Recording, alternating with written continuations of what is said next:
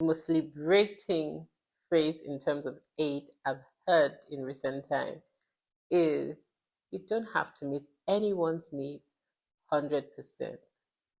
I was mind blown the day I heard about it because most times when someone says to me, give me 5 books, you typically want to respond and give them 5 books. If someone says, can you loan me 300 bottles of water, you typically want to do that. How many times does it occur to you that maybe you can only spare two and offer them two instead?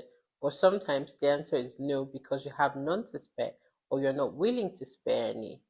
No, we're generous here, but the point we're trying to make is that it's very important for us to consider aid and to be more willing to approach the concept of aid, whether by attempting to meet other people's needs 100% or even less, depending on what our capacity can handle.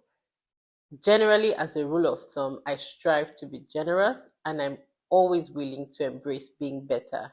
However, I recognize that it's not sustainable and I may not always be able to meet anyone's needs 100%.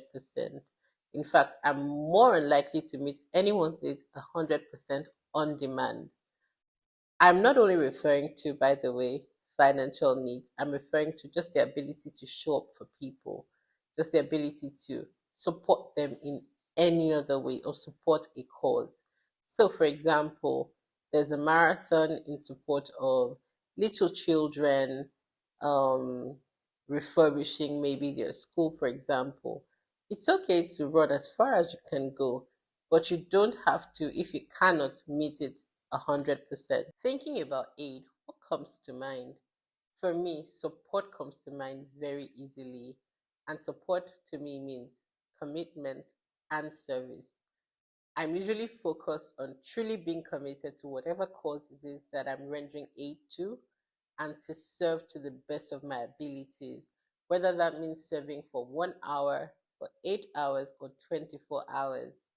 I recognize the fact that it takes a while sometimes to break the habit of seeking to meet the needs of others 100%, or even asking for others to meet your needs 100%.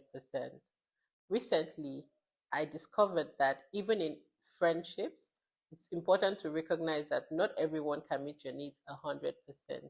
So, for example, you have a friend who's a great listener, who's very generous, but is impatient. That means they're not meeting your needs 100% because you don't find that they're patient enough for you in some circumstances. It doesn't make them bad. It doesn't even mean you can't be friends anymore.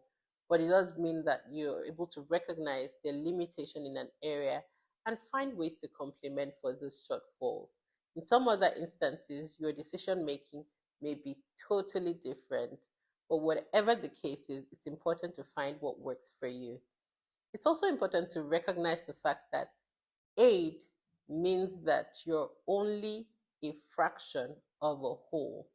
And so when you're thinking of aid, it's important to recognize that because you're a fraction of a whole, what you give out is also important because you're receiving something in turn. I give you an example. Say I offered to support a cause by cooking. What that does for me, at the very least, is that although I'm providing aid and support by rendering my skills, I also have the opportunity to sharpen my skills because I'm doing something that I know to do again. I'm building muscle memory, I'm increasing in capacity, and I'm learning better ways to do things because I have the opportunity to try. You see, aid is not just for the person or the cause that you're supporting, aid is for you as well. Aid is also something that I think many of us shy away from because there might be an erroneous conception that aid speaks to incapacity. Not necessarily. I'll share a fun fact with you guys. This year I had therapy and it was one of the best things that had ever happened to me. Honestly speaking, my weekly meetings felt like going to the spa. It was fantastic. Yes, there were crucial, important, and sometimes really difficult conversations that we had, but that was me getting help. That was me being on the receiving end of aid. And I am much better for it. In fact, it's one of the reasons why I'm sitting here and encouraging you to be your best, live your best, to the utmost for the sake of authenticity. Aid is crucial to everyone.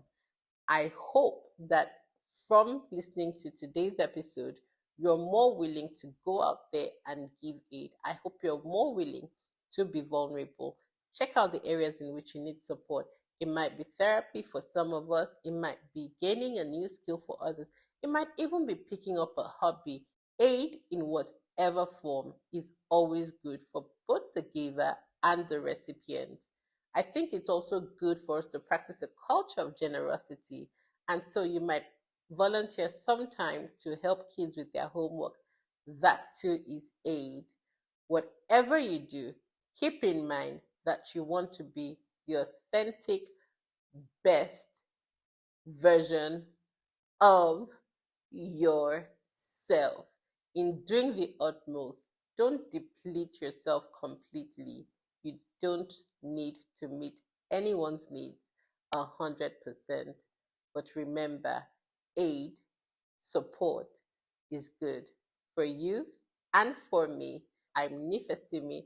I look forward to seeing you again soon. Until next time, bye.